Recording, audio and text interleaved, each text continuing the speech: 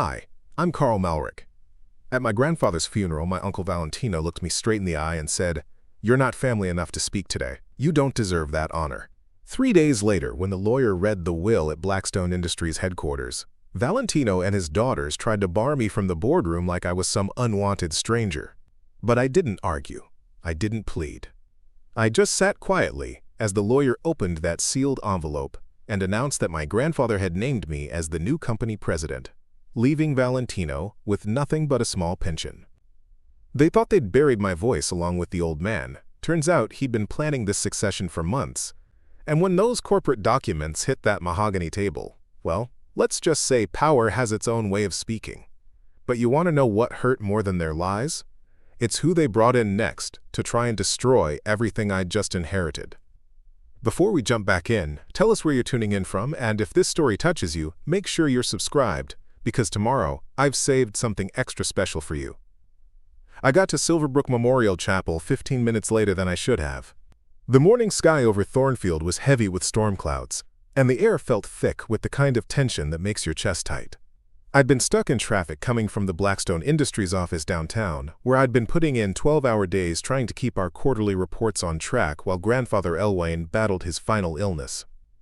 I parked quickly, straightened my black tie, and jogged past the marble columns toward the chapel entrance. The lobby smelled like white roses, and that particular kind of furniture polish they use in places where people come to say goodbye. A funeral director gave me a respectful nod as I stepped inside, and I glanced toward the heavy oak doors leading to the main chapel. But before I could take another step forward, Uncle Valentino positioned himself directly in my path like a well-dressed bouncer. He wore a charcoal gray suit that probably cost more than most people's monthly salary, and his jaw was set in that familiar hard line he'd worn whenever he disapproved of something I'd done since I was a teenager.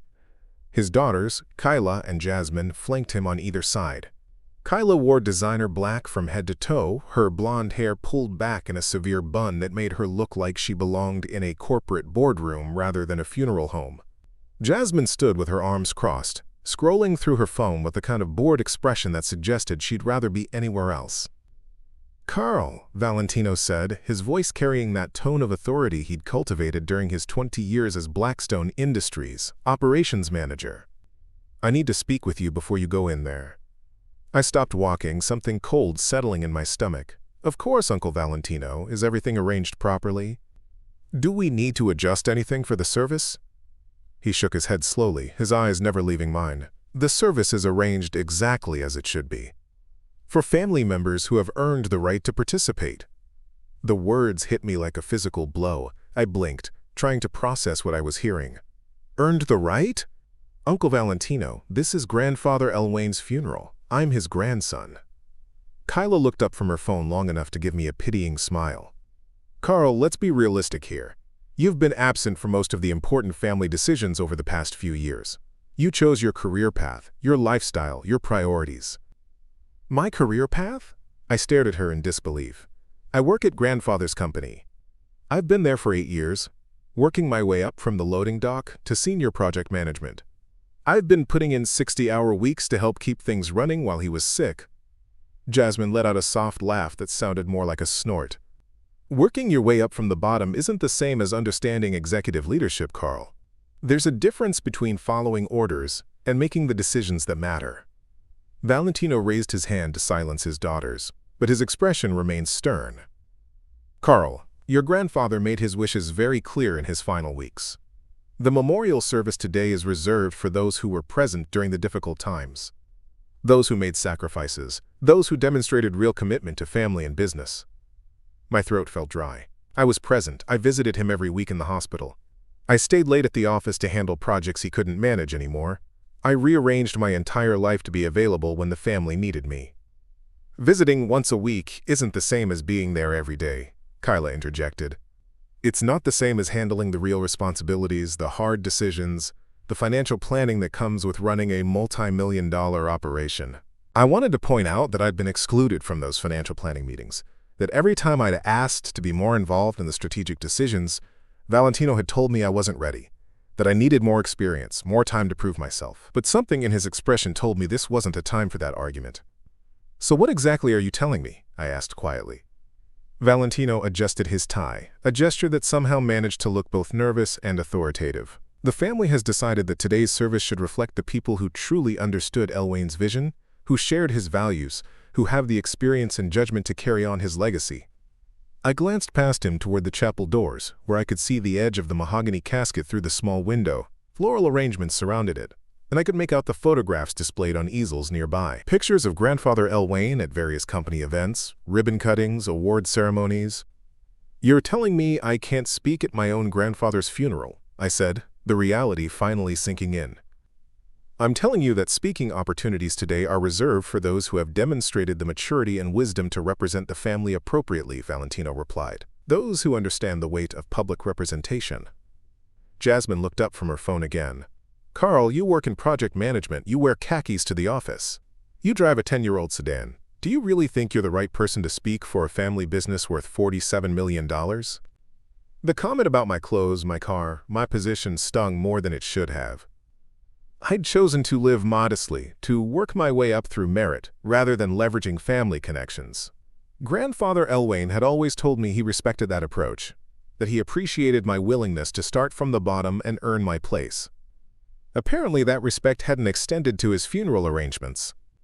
I looked at the three of them standing there in their expensive clothes, their confident postures, their complete certainty that they had the right to determine my place in the family hierarchy. Behind them, through the chapel windows, I could see other family members, business associates, community leaders, taking their seats. People who would hear eulogies from Valentino and his daughters, people who would leave with an understanding of Grandfather Elwayne's legacy that didn't include me at all. "Where am I supposed to sit?" I asked. Valentino's expression softened slightly, as if he was doing me a favor. "There are chairs in the lobby. You're welcome to listen from out here. But please, Carl, don't cause any disruption. Don't make this harder than it already is." I nodded slowly, not trusting my voice to remain steady. I stepped back from the chapel doors, walked to one of the cushioned chairs near the lobby windows, and sat down heavily. Through the glass, I watched as the service began. I saw Valentino approach the podium, saw him gesture grandly as he spoke about vision and leadership and family legacy. I saw Kyla and Jasmine nod approvingly from the front row, surrounded by the other people who apparently mattered more than I did. And I sat there in the lobby, listening to eulogies about my grandfather that painted him as a man whose greatest achievement was training the next generation of family leaders to carry on his work. Leaders who, apparently, didn't include me. The worst part wasn't sitting alone in the lobby while strangers walked past me with sympathetic glances. The worst part wasn't hearing Valentino's voice echo through the chapel as he delivered what should have been my grandfather's main eulogy. The worst part was the memorial program.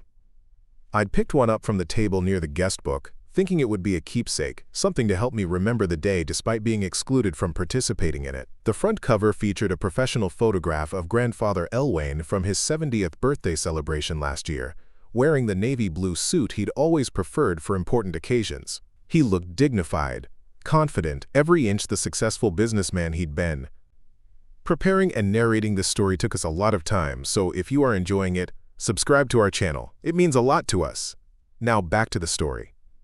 Inside the program, under Survived By, I found what I'd been dreading to see.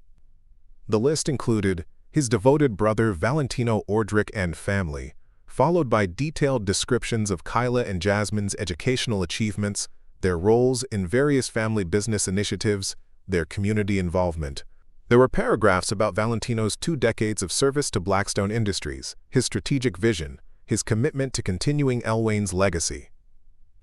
My name appeared nowhere. Not as grandson, not as employee, not even as a distant relative. It was as if I had never existed, as if 8 years of working at the company, 28 years of family dinners and holiday celebrations and weekend fishing trips with Grandfather Elwayne had been completely erased.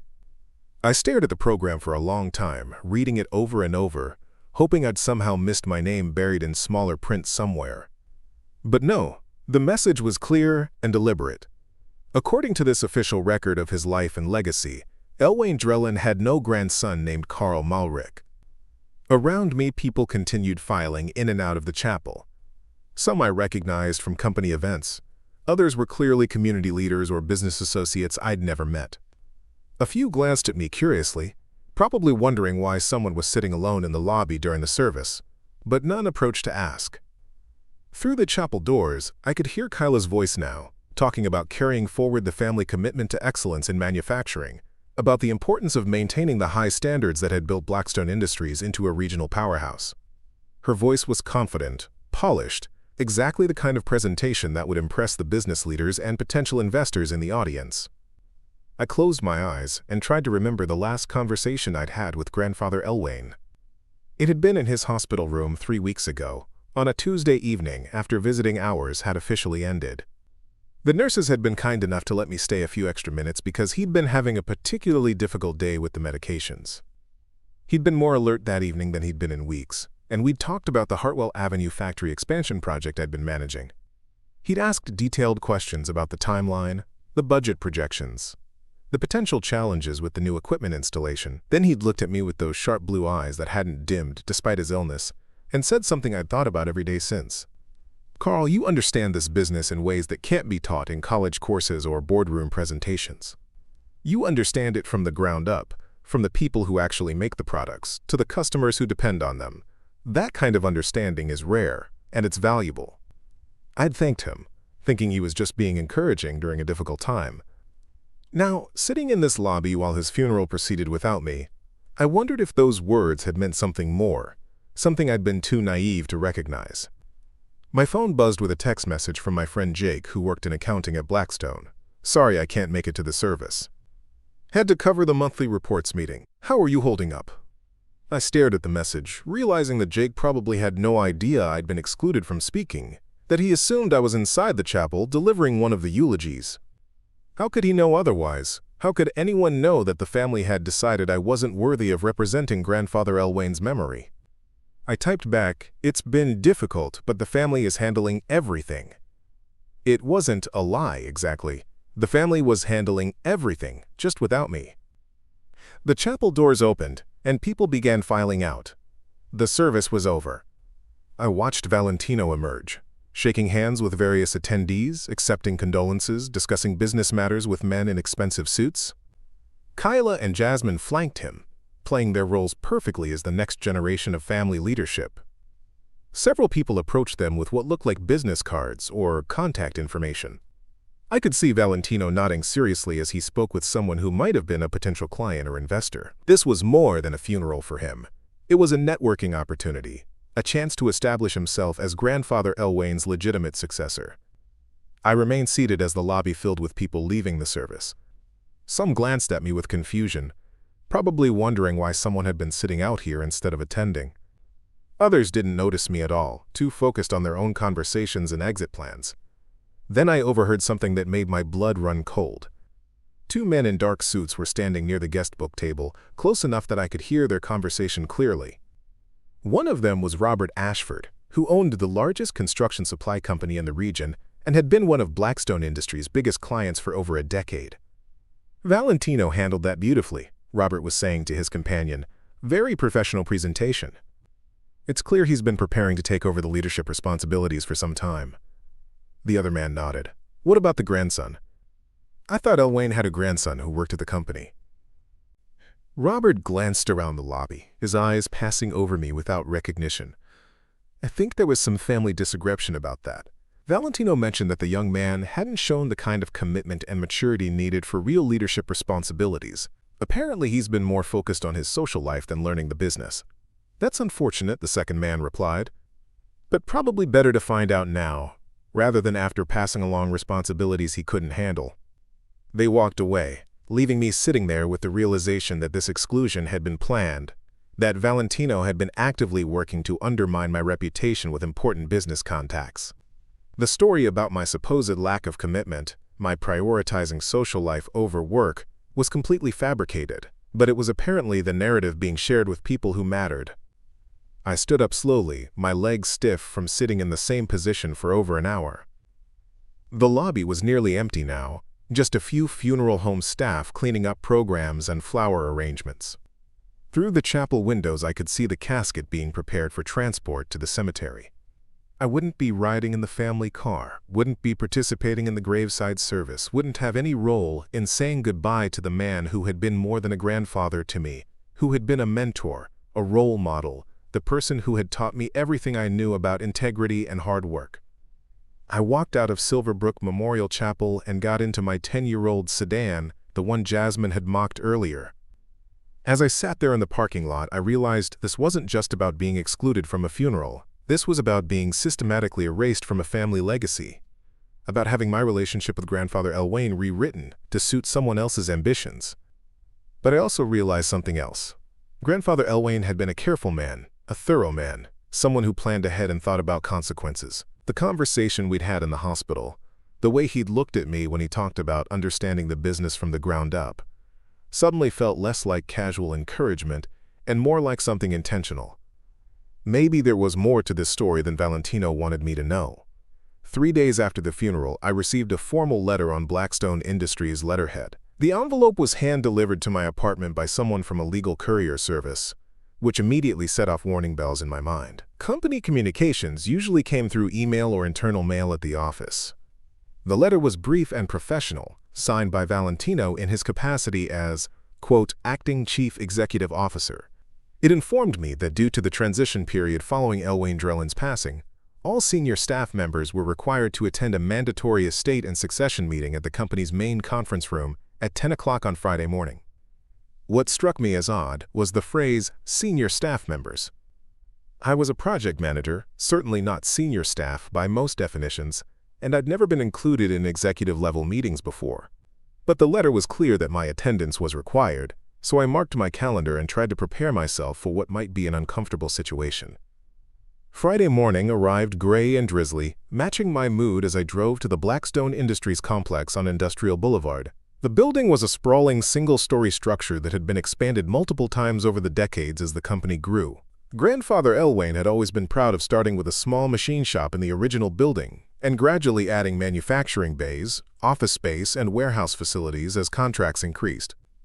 I arrived 15 minutes early, hoping to get a sense of who else would be attending and what the meeting might cover. The main conference room was on the executive wing, a part of the building I rarely visited since my project work usually kept me on the manufacturing floor or in the smaller conference rooms near the engineering department. The executive conference room was impressive in an understated way. A long mahogany table surrounded by leather chairs, floor-to-ceiling windows overlooking the manufacturing floor, and walls lined with photographs documenting the company's history. Awards, newspaper articles about major contracts, pictures of Grandfather Elwain shaking hands with governors and business leaders over the years. I was surprised to see several people already seated around the table. Margaret Thornfield, the head of Human Resources, was reviewing a stack of documents. James Burkhart from accounting was setting up his laptop, apparently preparing some kind of presentation. Lisa Chen from legal was speaking quietly on her phone in the corner. The seed spawned. Then I noticed who wasn't there yet. Valentino, Kyla, and Jasmine. Given that this was supposed to be about succession and estate matters, their absence seemed significant. Margaret looked up as I took a seat halfway down the table. Carl, good morning. How are you holding up after everything? I'm managing, thank you. This has all been pretty overwhelming. James nodded sympathetically. Elwain was a good man. The company won't be the same without him. We made small talk for a few minutes, but I could sense an undercurrent of tension in the room. These were people who had worked closely with Grandfather Elwain for years, and they seemed genuinely uncertain about what was going to happen next. At exactly 10 o'clock, Valentino entered the room, followed by Kyla and Jasmine. He wore the same kind of expensive dark suit he'd worn to the funeral, and his expression was serious, but confident. Kyla and Jasmine took seats on either side of him at the head of the table. Thank you all for being here, Valentino began, settling into the chair at the head of the table that had always been Grandfather Elwain's. As you know, we're facing a significant transition period, and there are important legal and business matters that need to be addressed immediately. He gestured to a man I hadn't noticed before, someone in his 50s wearing a gray suit and carrying a briefcase. This is Daniel Morrison, the attorney who has been handling Elwain's estate planning and business succession documents. He'll be explaining the legal framework for moving forward. Morrison stood and opened his briefcase, removing several folders. Ladies and gentlemen, I've been working with Elwain Drellin for over 15 years on various estate planning matters. His final wishes regarding both personal and business assets are very clear and legally binding. I leaned forward, suddenly paying closer attention. This sounded like more than just a transition meeting. It sounded like a will reading. The personal estate is relatively straightforward, Morrison continued, but the business succession requires some immediate decisions and actions. Elwayne Drellin owns 68% of Blackstone Industries, with the remaining 32% held by various long-term employees through profit-sharing arrangements. Margaret raised her hand. Daniel, should we be discussing this with all of us here? Shouldn't business succession be limited to family members and maybe the board of directors? Morrison glanced at Valentino, who nodded. Everyone here has a legitimate interest in understanding the succession plan, since it will affect your employment and benefit situations going forward. That was when I started to get a sinking feeling in my stomach. If this was a legitimate business succession meeting, why wasn't I being treated as a family member? Why was I sitting with the employees instead of next to Valentino? Morrison opened the first folder. Elwayne's business succession plan names Valentino Ordrick as the new majority shareholder and chief executive officer of Blackstone Industries, effective immediately upon Elwayne's death. This transfer includes all voting rights, operational authority, and strategic decision-making responsibilities. Kyla and Jasmine exchanged satisfied glances. Several of the employees nodded, as if this had been expected. Morrison continued, Valentino will assume full control of the company's operations, with the understanding that he will maintain employment for current staff and honor existing contracts and benefit arrangements. I raised my hand tentatively. Mr. Morrison, I'm Carl Malric, Elwayne's grandson. Shouldn't I be involved in these succession discussions? The room went quiet. Morrison looked at his papers, then at Valentino, then back at me. Mr. Malric, you're certainly welcome to attend this informational meeting as a company employee, but the succession documents don't include provisions for your involvement in ownership or management decisions. But I'm family, I said, feeling heat rise in my face. I'm his direct descendant. Valentino leaned forward, his expression a mixture of sympathy and condescension. Carl, being family doesn't automatically mean being prepared for executive responsibilities. Elwayne made his decisions based on who had the experience, education, and demonstrated leadership capabilities to run a complex business operation. Kyla nodded in agreement. Carl, you've been a solid project manager, but managing individual projects is very different from managing a multi-million-dollar corporation. There are regulatory requirements, financial complexities, strategic partnerships that require years of specialized experience. I felt like I was being lectured like a student who had asked a naive question. But shouldn't I at least have been consulted? Shouldn't there have been some discussion about my interest in taking on more responsibility? Jasmine spoke for the first time since entering the room. Carl, you had 8 years to express interest in more responsibility. You had 8 years to pursue additional education, to ask for more challenging assignments, to demonstrate executive potential. The fact that you're surprised by this succession plan kind of proves the point about your level of business awareness. Morrison cleared his throat. If I may continue, there are some additional provisions that need to be explained. He opened a second folder. Elwayne did include specific instructions regarding family members who are currently employed by the company. Carl Malric will continue in his current position with his current salary and benefit package, provided he accepts the new management structure and reporting relationships. Reporting relationships? I asked. Valentino answered. You'll continue managing projects, Carl, but you'll be reporting directly to Kyla, who will be overseeing all operational departments as Senior Vice President of Operations. I stared at him. I'll be reporting to my cousin, who has never worked on the manufacturing floor, who has never managed a project, who graduated from college 2 years ago with a degree in marketing? Kyla's jaw tightened. I have an MBA from Northwestern, Carl. I spent last summer working with a consulting firm that specializes in manufacturing efficiency. I think I can handle overseeing project management. The room felt like it was spinning slightly. I was being demoted, essentially, from someone who had worked directly with grandfather Elwayne on major projects to someone who would be supervised by his 24-year-old great-niece with no manufacturing experience. Morrison closed the folder. Those are the primary provisions of the business succession plan. Are there any questions about the implementation process? Margaret raised her hand. What about the employee profit-sharing program? Will that continue under the new ownership structure? Valentino nodded. Absolutely. We're committed to maintaining all existing benefit programs and employee protections. James from accounting asked about budget approval processes and reporting structures. Lisa Chen inquired about legal compliance requirements during the transition. I sat there listening to these practical discussions, realizing that my role in this company and this family had been fundamentally redefined without any input from me whatsoever. I was no longer Elwayne Dreeland's grandson who had worked his way up through the company. I was now just another employee who happened to share a last name, subject to supervision by people who had never demonstrated any real understanding of the business. As the meeting was winding down, Morrison gathered his papers and prepared to leave. "Valentino, I'll need you to sign the final transfer documents by Monday to complete the legal transition." "Of course," Valentino replied. "I'll be in your office first thing Monday morning." Morrison paused at the door. "Oh, and Carl, I almost forgot. Elwayne did leave you a personal item. Nothing of significant value, just something he thought you might want as a keepsake." He reached into his briefcase and pulled out a small manila envelope. "I believe it's some kind of workshop tool or something similar. He specifically requested that you receive it after the business succession was finalized." I took the envelope, which was surprisingly heavy for its size. My name was written on it in Grandfather Elwayne's distinctive handwriting. "Thank you," I managed to say. As people began leaving the conference room, I remained seated, staring at the envelope. Valentino approached me, his expression softer than it had been during the formal meeting. "Carl, I know this is difficult, but I hope you understand that these decisions weren't made lightly. Your grandfather wanted to ensure the company's stability and success for decades to come." I looked up at him. "Uncle Valentino, did he ever mention me in your discussions about succession planning?"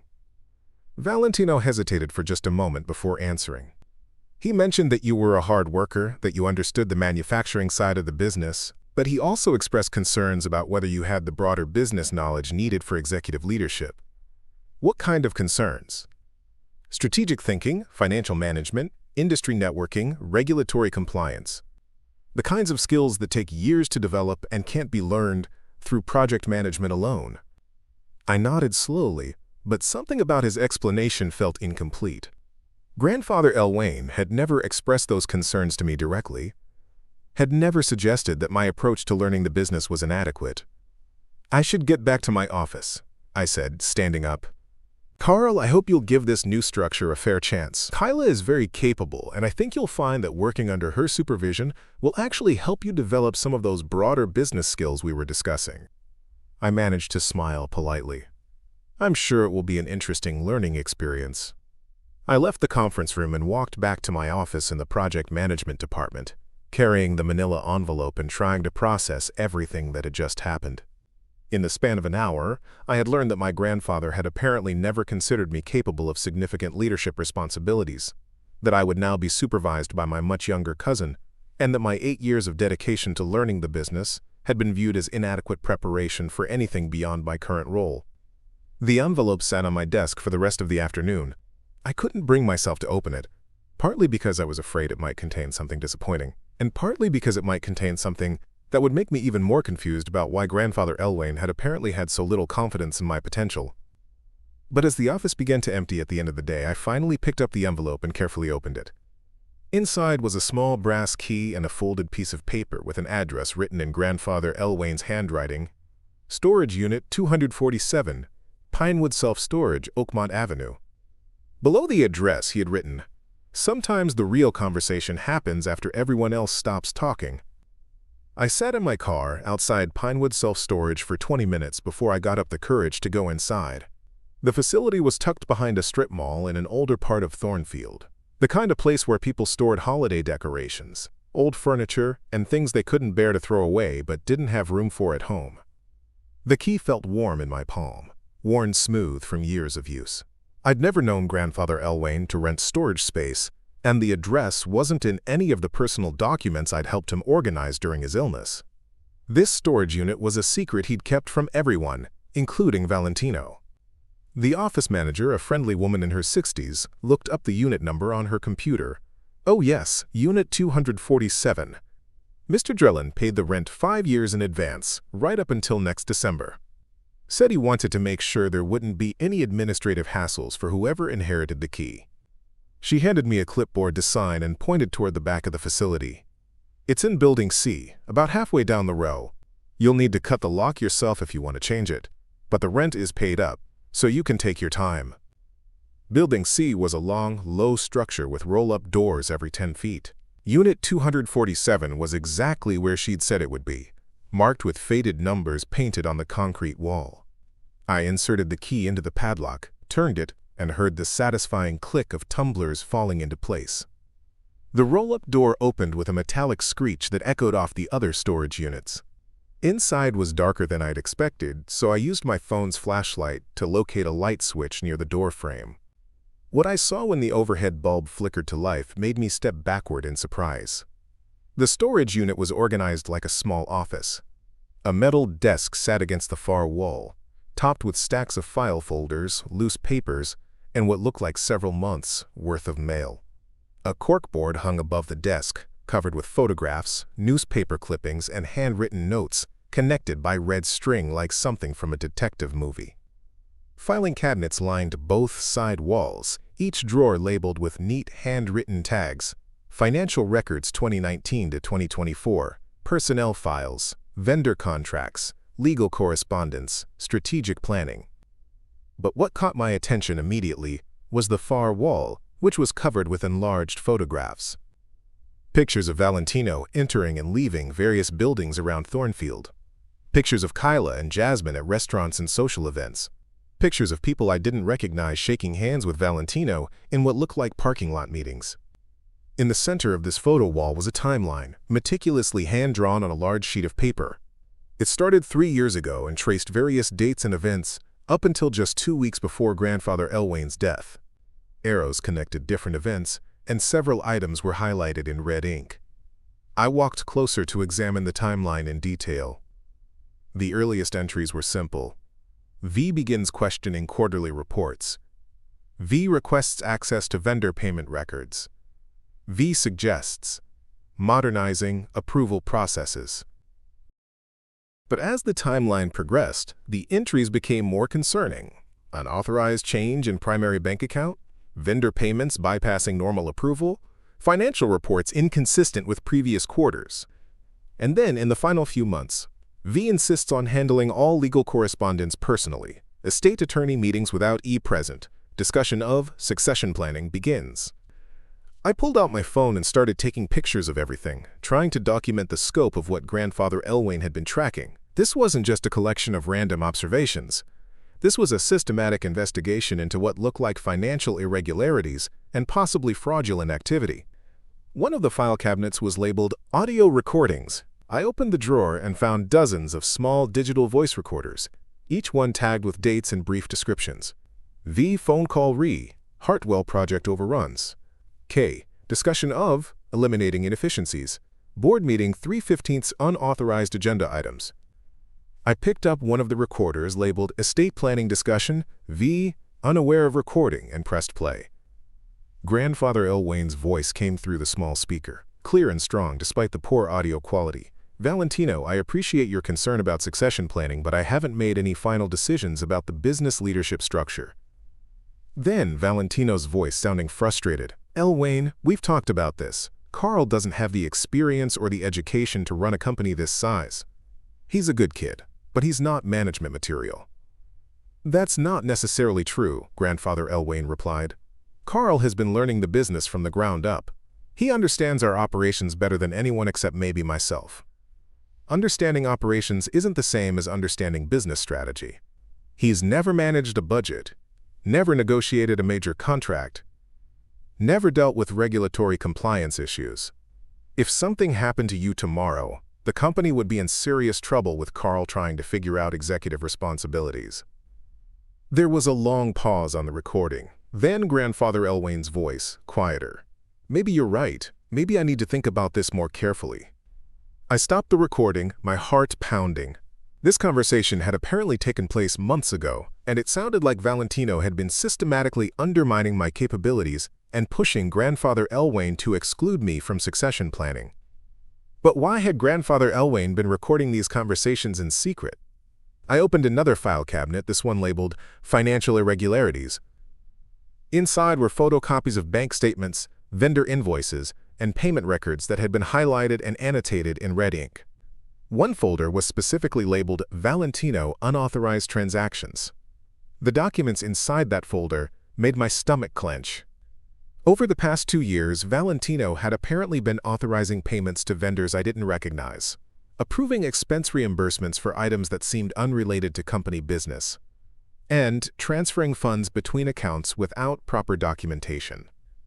One particular set of bank statements showed regular transfers of $8,000 to $12,000 to an account at a different bank, always scheduled for the same day that major client payments were deposited. The transfers were labeled as, quote, consulting fees, but there was no documentation showing what consulting services were being provided or by whom. I pulled out my calculator and started adding up the total amounts. Over the past 18 months, these mysterious consulting fees had totaled nearly $180,000. At the back of the folder was a handwritten note from Grandfather Elwayne. V believes E unaware of account irregularities. Continue monitoring. Consider confrontation after complete documentation available. I sat down heavily in the desk chair, trying to process what I was discovering. Grandfather Elwayne had apparently been conducting a covert investigation into Valentino's financial management, documenting evidence of what looked like embezzlement or fraud. The recordings suggested that Valentino had been manipulating conversations about succession planning to exclude me from consideration, while simultaneously stealing money from the company. But if Grandfather Elwayne had all this evidence, why hadn't he confronted Valentino directly?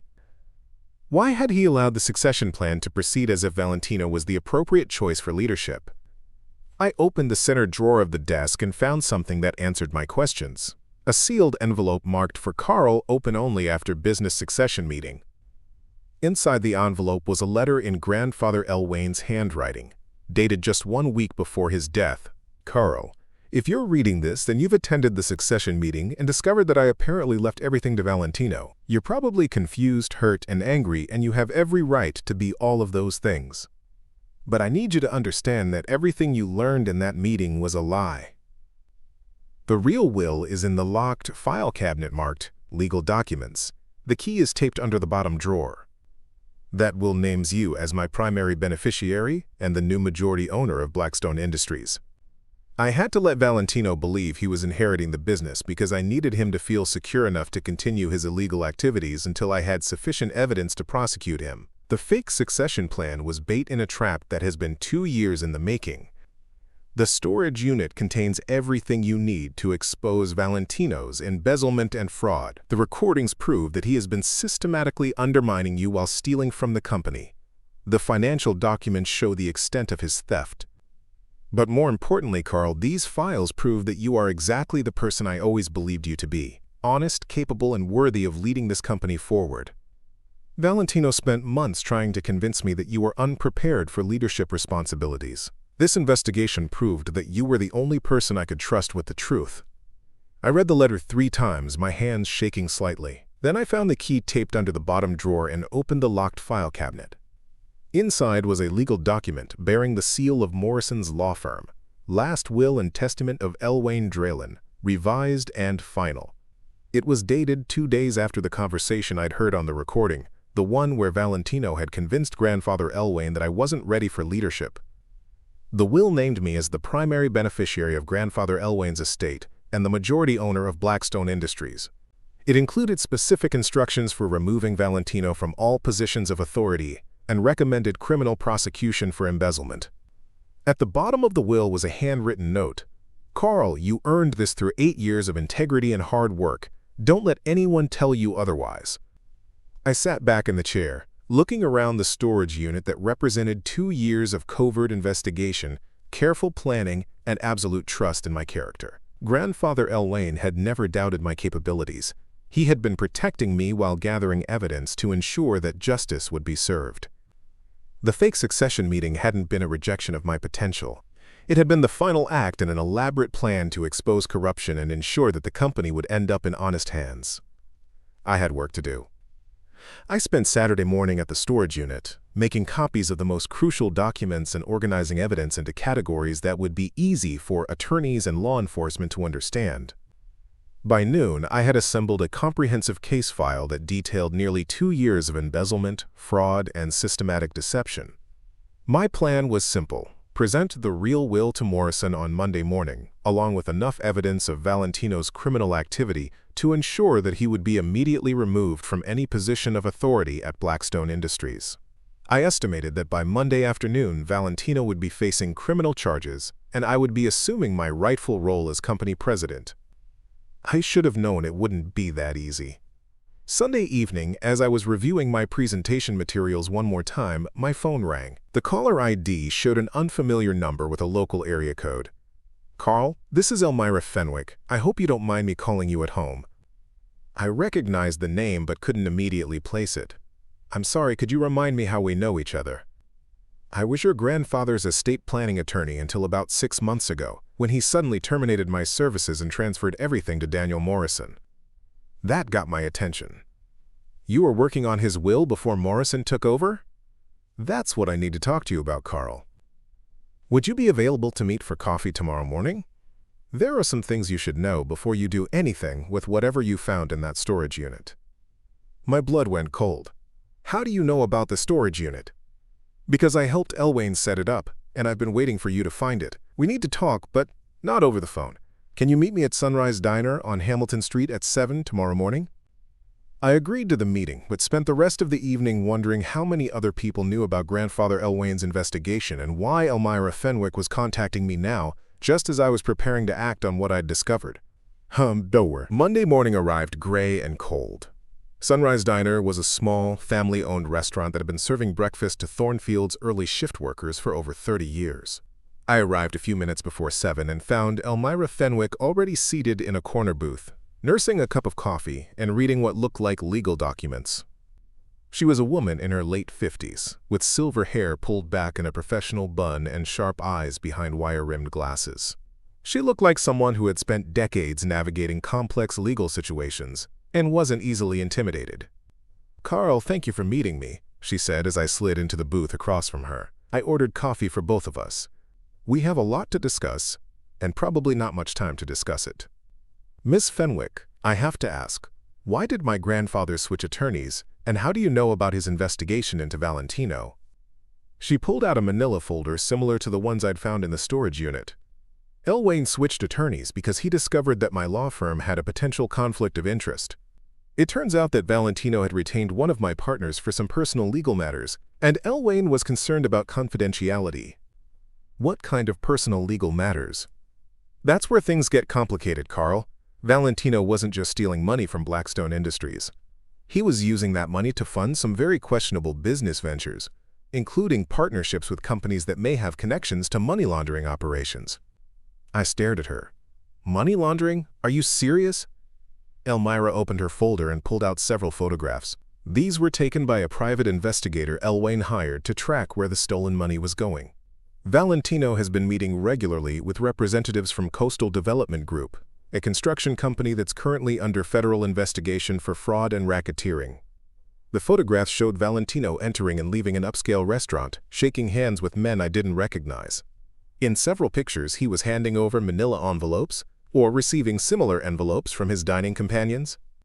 Coastal Development has been awarded several major construction contracts in the region over the past 2 years, Elmira continued.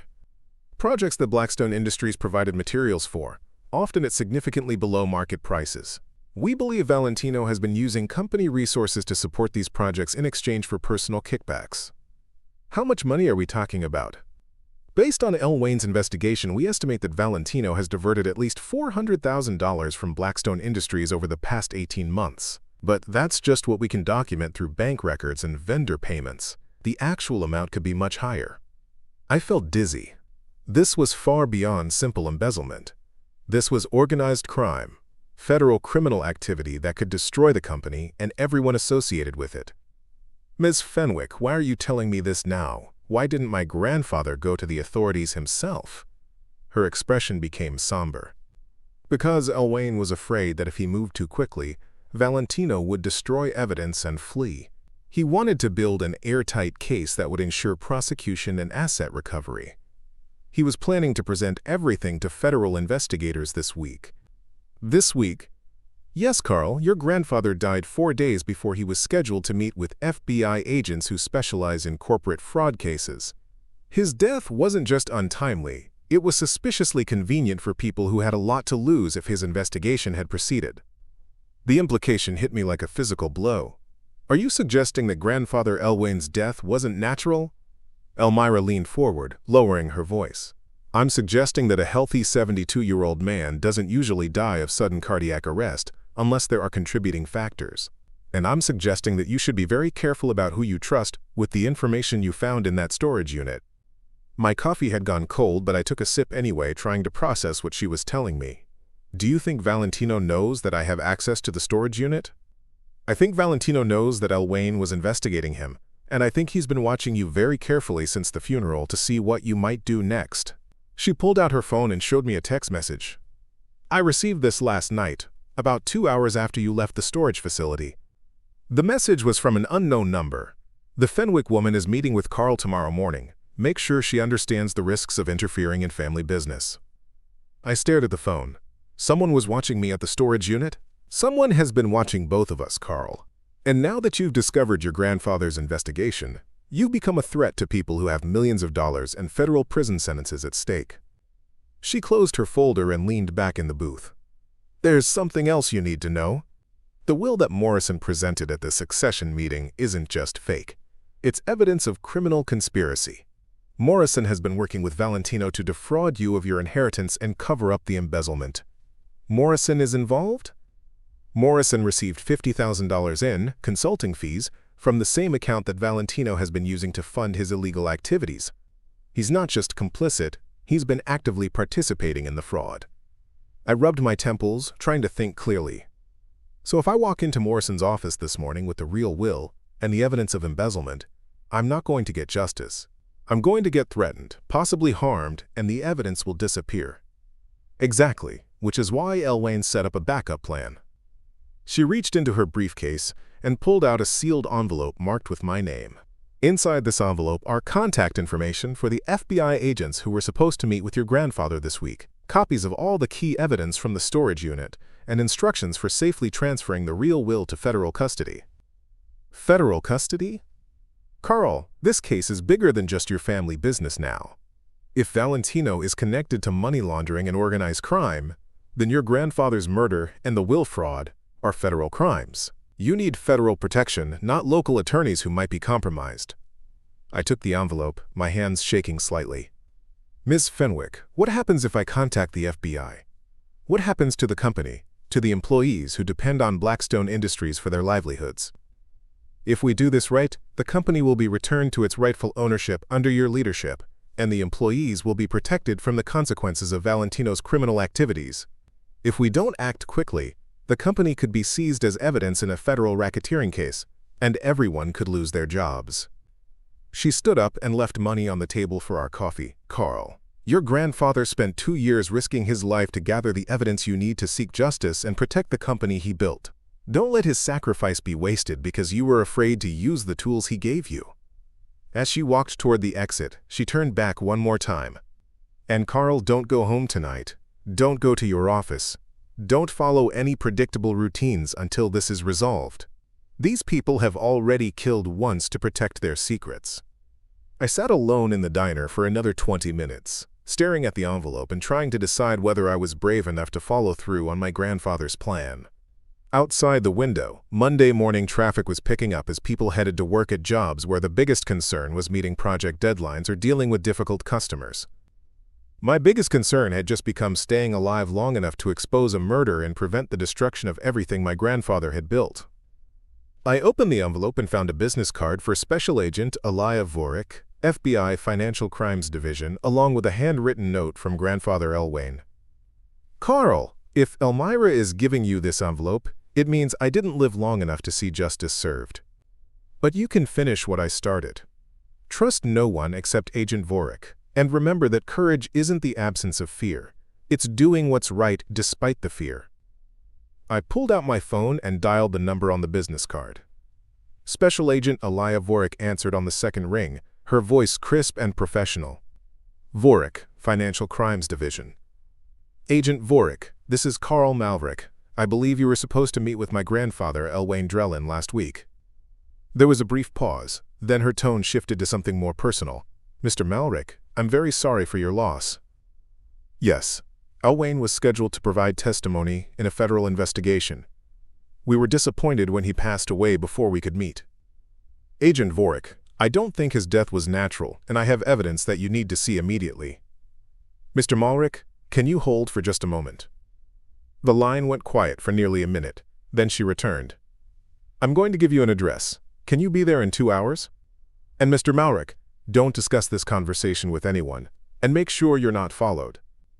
The address she gave me was for a small office building in the downtown Federal District, about 40 minutes from Thornfield. I spent the drive checking my rearview mirror constantly, but I didn't notice any vehicles that seemed to be following me.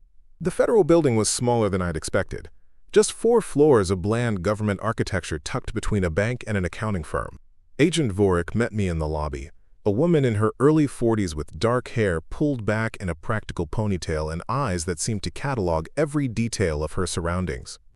Mr. Malric, thank you for coming in. I have some questions for you, but first, I need to show you something that might be difficult to see. She led me to a conference room on the 3rd floor, where another agent was setting up a laptop and projector. This is Agent Rowett Calvane, my partner in the coastal development investigation. Agent Calvane was a tall, thin man with graying hair and the kind of weathered face that suggested he'd seen too many cases like this one. He nodded politely as Agent Vorik gestured for me to take a seat. Mr. Malric, before we discuss what you've discovered, I need to show you the scope of what we've been investigating. Your grandfather's case is part of something much larger. The projector displayed a complex organizational chart showing connections between dozens of businesses, individuals, and financial institutions. At the center was Coastal Development Group, but surrounding it were names and companies I didn't recognize. For the past 3 years, we've been tracking a money laundering operation that uses legitimate construction projects to claim profits from drug trafficking, illegal gambling, and other criminal enterprises, Agent Vorik explained. Coastal Development serves as the primary front, but they need legitimate businesses to provide materials, services, and financial transactions that look normal to banking oversight. She clicked to the next slide, which showed Blackstone Industries prominently connected to Coastal Development through multiple transaction records.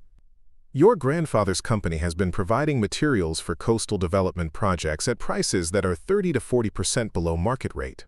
Normally, that would just look like competitive bidding or bulk purchasing discounts. Agent Calvane spoke for the first time. But when we traced the financial flows, we discovered that Valentino Ordric has been receiving personal payments that exactly match the discount amounts your company has been providing. Essentially, Blackstone Industries has been laundering money by providing below-cost materials, and Valentino has been pocketing the difference. I stared at the chart, trying to understand the full implications. How much money are we talking about? Over the past 3 years, approximately $1.2 million, Agent Vorik replied. But here's where it gets worse, Mr. Malric. Valentino hasn't just been stealing from your family's company. He's been recruiting other businesses to participate in similar arrangements. She clicked to another slide showing a network of companies throughout the region. We've identified at least 12 other businesses that have been providing services or materials to coastal development projects at below-market rates, with the business owners receiving personal kickbacks. In every case, the recruitment followed the same pattern. What pattern? Agent Calvane opened a thick folder. The business owner would be approached by Valentino or one of his associates with what appeared to be a legitimate business opportunity. They would be offered a chance to bid on large construction contracts with guaranteed payment and long-term business relationships. That sounds reasonable, I said. It would be, except that once these business owners became involved, they would discover that backing out of the arrangement would result in serious financial consequences. Coastal Development would threaten to cancel existing contracts, demand immediate repayment of advance payments, or create legal complications that could destroy smaller businesses. Agent Vorik pulled out a recording device similar to the ones I'd found in Grandfather Elwain's storage unit. We've been conducting surveillance on Valentino for 8 months.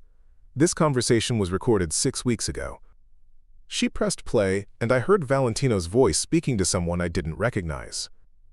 Listen, Marcus, I understand you're having second thoughts about the arrangement, but you need to think about the bigger picture here.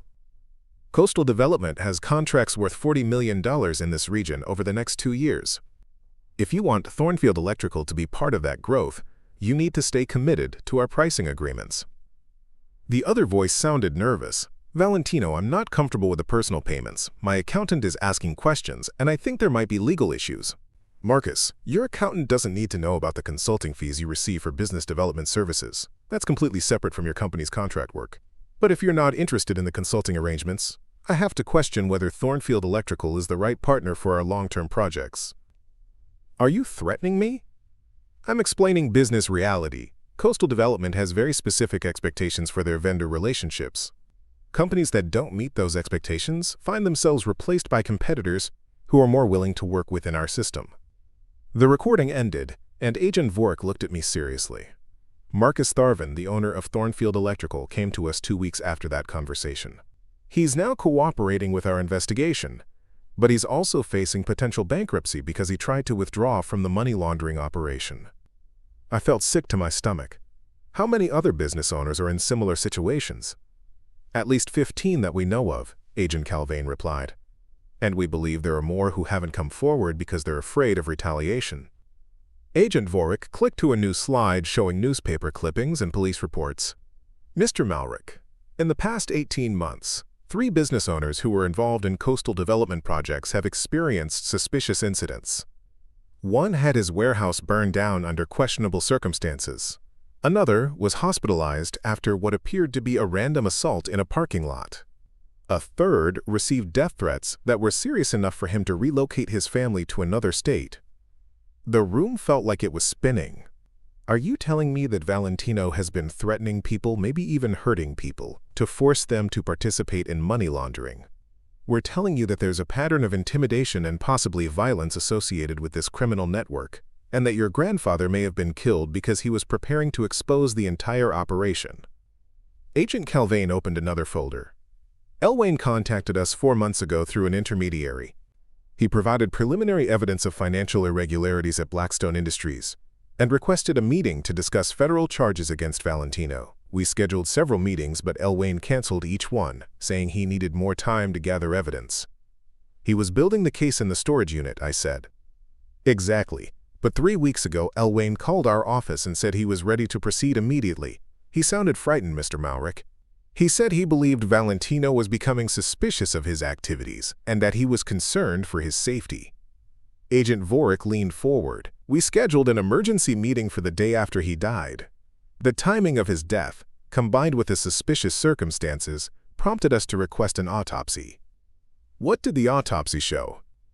Elwayne died of cardiac arrest, but his blood work showed traces of digitalis, a heart medication that can be fatal in large doses, especially for someone who doesn't normally take heart medication. I gripped the edge of the table. Someone poisoned him. We can't prove it yet, but digitalis poisoning can be very difficult to detect unless you're specifically looking for it. The symptoms mimic natural heart failure, and the drug metabolizes quickly. If someone wanted to murder a 72-year-old man without arousing suspicion, digitalis would be an effective choice. Agent Calvain pulled out a photograph. This was taken by a surveillance camera at Thornfield General Hospital the night your grandfather died. It shows Valentino leaving the cardiac care unit at 11:47 p.m., about 30 minutes before the nurses discovered that Elwayne had gone into cardiac arrest. The photograph was grainy, but clear enough to show Valentino walking down a hospital corridor, carrying what looked like a small bag or briefcase. Visiting hours ended at 9 p.m. that night, Agent Vork continued. Valentino had no official reason to be in the hospital at that time, and he wasn't logged in with hospital security. We believe he used his access as next of kin to enter the building through a side entrance that's normally used by staff. I stared at the photograph, feeling a cold rage building in my chest. He murdered my grandfather to prevent him from exposing the money laundering operation. That's our theory, but we need more evidence to prove it in court, which is where you come in, Mr. Malric. Agent Vork pulled out a legal document. We're prepared to offer you federal witness protection in exchange for your cooperation in building a case against Valentino and his associates. But we need access to all the evidence your grandfather collected, and we need you to help us gather additional information. What kind of additional information? Oh. Agent Calvain smiled grimly. We need you to go back to Blackstone Industries and act like nothing has changed. We need you to work under Valentino's new management structure while wearing recording devices and documenting his ongoing criminal activities. You want me to be an undercover informant against my own uncle? We want you to help us stop a criminal organization that has murdered your grandfather stolen over $1 million from your family business, and threatened the livelihoods of dozens of legitimate business owners in this region. Agent Vorik handed me a business card with a different number than the one Elmira had given me. This is a secure line that connects directly to our investigation team. You can call 24 hours a day if you feel threatened or if you discover information that requires immediate action. Mr. Malric, Agent Calvane said quietly, your grandfather spent the last months of his life risking everything to expose this corruption. He died trying to protect not just his own company but every honest business owner who was being victimized by this criminal network. You're the only person who can finish what he started. I thought about the conversation I'd overheard at the funeral, about Valentino telling people that I lacked commitment and maturity. I thought about sitting in the lobby while he delivered eulogies that painted him as the rightful heir to Grandfather Elwayne's legacy. Most of all, I thought about the letter in the storage unit, where Grandfather Elwayne had written that I was the only person he could trust with the truth. What do you need me to do? 2 days later, I walked into Blackstone Industries wearing a wire and carrying the weight of everything I'd learned about my grandfather's murder. Agent Vorik had spent hours coaching me on how to get Valentino to incriminate himself on tape, how to stay calm under pressure, and most importantly, how to stay safe if the situation turned dangerous. The recording device was smaller than I'd expected, barely the size of a button and completely invisible once clipped inside my shirt pocket. The FBI team was positioned in a van outside the building, ready to intervene if Valentino became suspicious or threatening. I'd requested a meeting with Valentino under the pretense of discussing my new reporting structure with Kyla. What he didn't know was that I'd also invited several key employees and board members to attend, claiming I wanted to ensure a smooth transition under the new management. The conference room filled up quickly. Margaret from Human Resources, James from Accounting, Lisa Chen from Legal, and 3 board members who had worked closely with Grandfather Elwayne for years. Valentino looked slightly annoyed by the crowd, but settled into his chair at the head of the table. Carl, I thought this was going to be a simple discussion about your role under Kyla's supervision, he said, glancing around the room. Uncle Valentino, I think it's important that everyone understands how the company's financial management will work going forward, especially given some concerns I've discovered about recent transactions. His jaw tightened almost imperceptibly. What kind of concerns? I pulled out copies of the bank statements I'd found in the storage unit, the ones showing the mysterious consulting fees. I've been reviewing some of the accounts payable records from the past 2 years, and I found several payments that don't seem to have proper documentation. I slid the papers across the table toward him, these consulting fees, for example. Nearly $180,000 paid to companies that don't appear in our vendor registry. Valentino barely glanced at the documents. Carl, those are legitimate business expenses. Consulting fees for strategic planning and business development services. What kind of strategic planning services were provided for $12,000 per month? The kind that helps secure major contracts with Coastal Development Group, among other clients. Sometimes you have to invest in relationships to grow the business. James from Accounting leaned forward. Valentino, I handle all the vendor payments, and I don't have records of any consulting services being provided by these companies. That's because these were executive-level relationships that didn't require detailed documentation. I felt my heartbeat accelerate. This was exactly what Agent Vorik had told me to push for. So you're saying you authorized payments to companies that provided no documented services using company funds for what you call relationship investments? I'm saying I made strategic business decisions that resulted in profitable contracts. That's what leadership looks like, Carl. Margaret spoke up. Valentino, $180,000 in undocumented payments seems like something the board should have been informed about. The board trusts my judgment on operational matters. That's when I played my final card. I pulled out my phone and set it on the table. Uncle Valentino, I think there's something everyone should hear before we discuss leadership and trust. I pressed play on the recording of his conversation with Marcus Tharvin, the one where he'd threatened the electrical contractor for trying to withdraw from the money laundering scheme. His voice filled the room. Companies that don't meet those expectations find themselves replaced by competitors who are more willing to work within our system. The room went completely silent. Valentino's face turned pale, then red, then pale again. Where did you get that recording?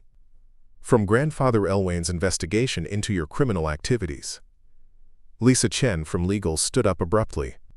Valentino, are you saying you've been involved in some kind of extortion scheme?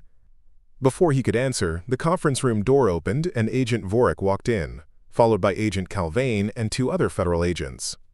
Valentino Ordric, you're under arrest for money laundering, conspiracy to commit fraud, and suspicion of murder in the death of Elwayne Drellin. The room erupted in gasps and shocked murmurs. Valentino stood up so fast his chair fell backward. This is a setup, Carl, you have no idea what you've done. Agent Vorik cuffed him while reading his rights. Mr. Ordric, we have recorded evidence of your participation in a money laundering operation, financial records showing embezzlement from Blackstone Industries, and forensic evidence linking you to your brother's death. As they led him away, Valentino looked back at me with pure hatred.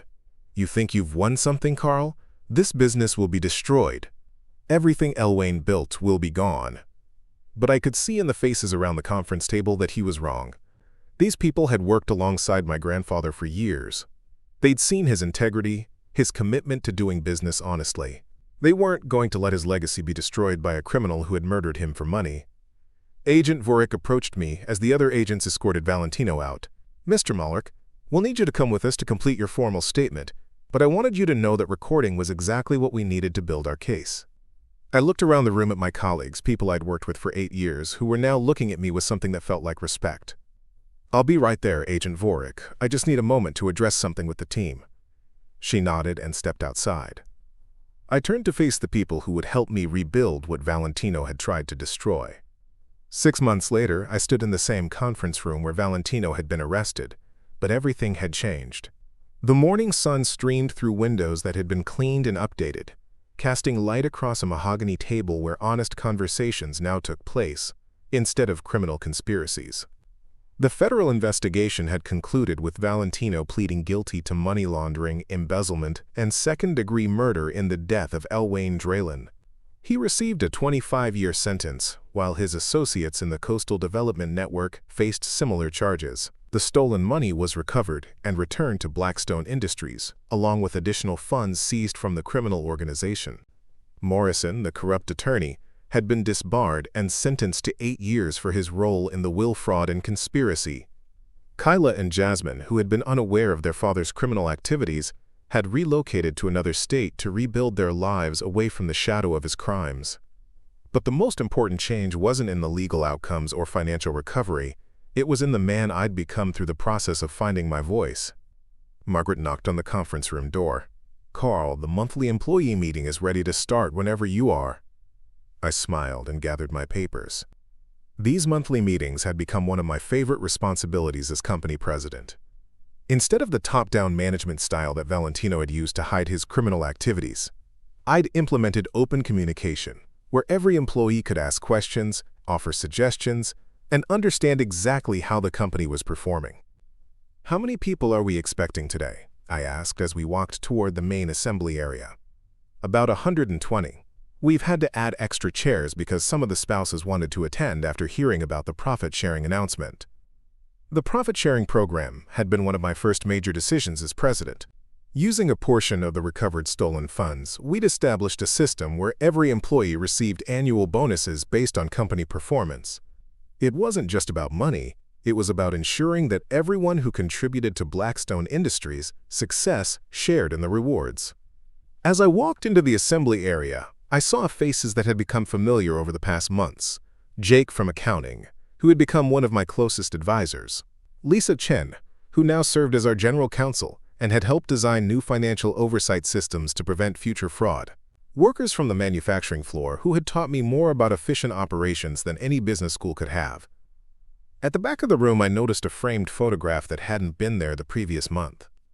It showed Grandfather Elwayne standing with a group of employees at the company's 20th anniversary celebration, his arm around a young machinist who had just completed his apprenticeship.